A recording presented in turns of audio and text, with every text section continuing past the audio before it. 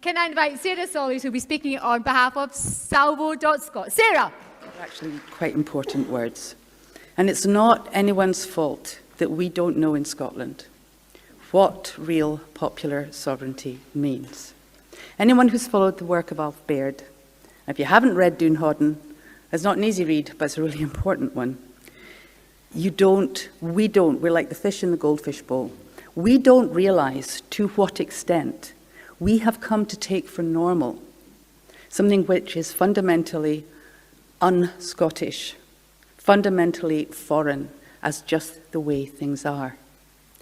And we don't realise the power that we really do have within our Scottish identity and within our Scots law. And I'll remind you that Scots law was reserved within the Treaty of Union, I think it was Article 28, and also, in a very clever little move, something called the Claim of Right, which few of you will have heard of by now, which is presented by the British establishment. Even the oath Charles III took to be, he's not our king yet, by the way, he's not going to be king in Scotland until he takes the Scottish coronation oath, just remember that. So, even that is presented as if it was always a religious thing. Well, that was what William of Orange wanted it to be. That's what he gave the Scots to produce as their declaration so that he could, deposing the James VII so he could become king. And he gave pretty much the same thing to the English, by the way, if you read the words of their Bill of Rights. More on that later.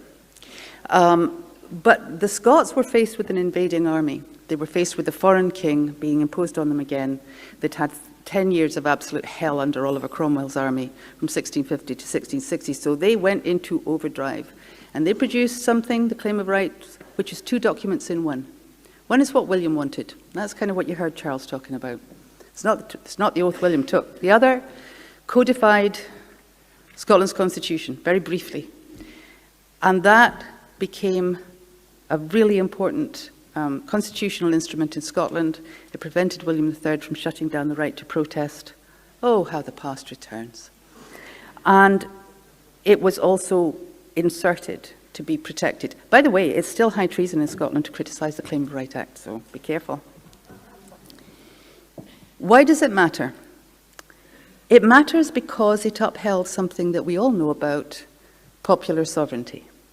Let's go right back to 1689. Popular sovereignty was never vested in the Parliament. Quite the opposite. You can go to the records of the Parliaments of Scotland and you will find the Act of Salvo, 1594, offered at the end of all the sessions of the Scottish Parliament. Salvo jure cuius libet, which means saving the rights of anyone for every bit of business they'd just done. In other words, if they had overstepped the limits, if they had violated any of your rights, my rights, they could be referred. They could be taken to the Court of Session and whatever they'd been done, taken down. By the way, according to Stair, who is a legal expert of the last century, or previous century, the Court of Session still reserves the right to strike down any law that was passed by Westminster, which violates Scots law. Isn't that great? Right. Thank you. What's important about this? So you understand the sovereignty is outside the Parliament.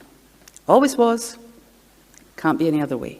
Because what sovereignty means is that you're sovereign over the Crown, you and me, all of us, sovereign over the government, sovereign over the Parliament, and, according to the Claim of Right, sovereign over the courts, including the Court of Session.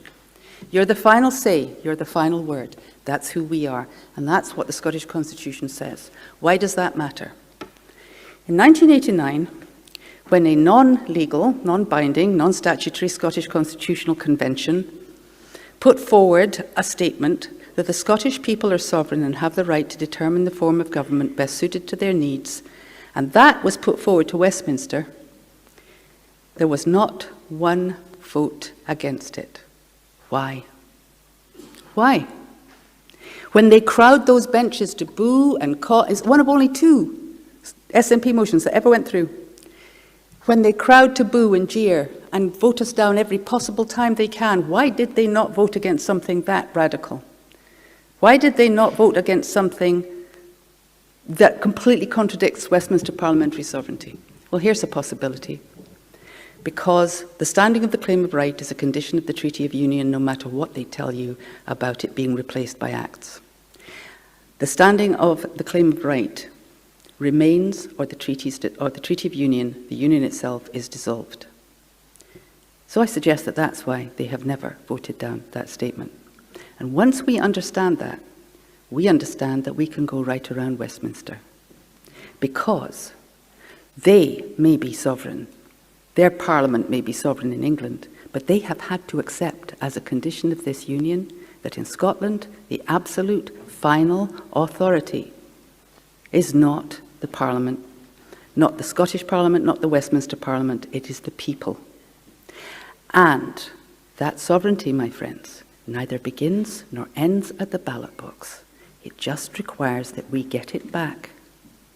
And then we ask our politicians, we ask our Scottish Government to point out to Westminster that while they are sovereign in Westminster, we are sovereign in Scotland, and they're the ones who are acting illegally if they try to withhold our right to hold any kind of referendum or vote.